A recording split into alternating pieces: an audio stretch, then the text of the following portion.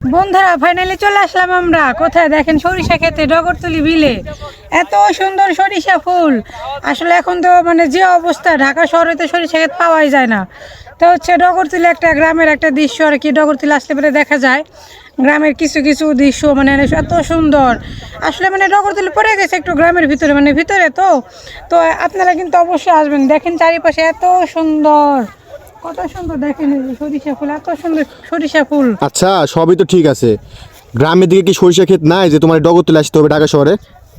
গ্রামের দিকে আছে কিন্তু যারা ঢাকাতে থাকে তারা তো অবশ্যই তুমি তো এই কথা তো আর ভাঙ্গা বলো না যে যারা গ্রামে আছে তারা মানে যারা গ্রামে আছে তারা তো বুঝবে যে আমরা ডগরতলি যাই, যে ডগরতলি অনেক সুন্দর জায়গা।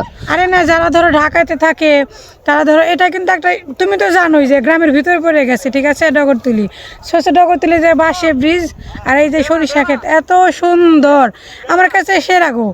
তোমার কাছে কেমন লাগছে বলো তো? আমার কাছে সেরা লাগছে, সবকিছু সেরা লাগছে। সরিষা খেতে যে আমরা আসছি, ওই যে মনে করছে সরিষা খেতে আসার জন্য মানুষজন যে সিলাপালা করতেছে ও, রাস্তার চারিদিকে, এই যে পিছনে দেখো, হ্যাঁ সবাই কিরকম যে করতেছে। সিলাপালা করতেছে, আসলে এখানে আসতে হবে, ঠিক আছে? এখানে সরিষা খেতে তো মধ্যে তো মানুষ তো ছবি তুলতে আসে না, দেখে চারিদিকে দেখছো ভাঙ্গা ট্যাঙ্গা কি করছে সরিষা ক্ষেত। হ্যাঁ, ফুল ছিঁড়ে এতগুলো করে মাথায় দিচ্ছে, আবার এই ক্ষেতের মধ্যে শুয়ে আছে, এগুলো কি কোনো মানুষের কাজ বলো? আসলে সরিষা ক্ষেত ক্ষতি করে যদি ছবি ভিডিও করে এটা তো ঠিক না।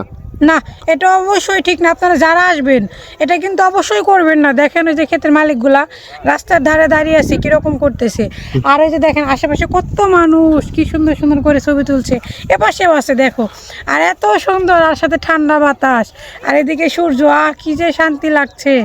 আপনারা কিন্তু আসবেন, ঠিক আছে? তুমি যে সরিষা ক্ষেত হঠাৎ করে চলে আসলা, এই সরিষা ফুল, যে সরিষা ফুলের সাথে একবার ম্যাচিং করে ড্রেস বানাইছো, কাহিনীটা বুঝলাম না, কিছু বলবো সুন্দর ড্রেস লাগছে সম্পর্কে?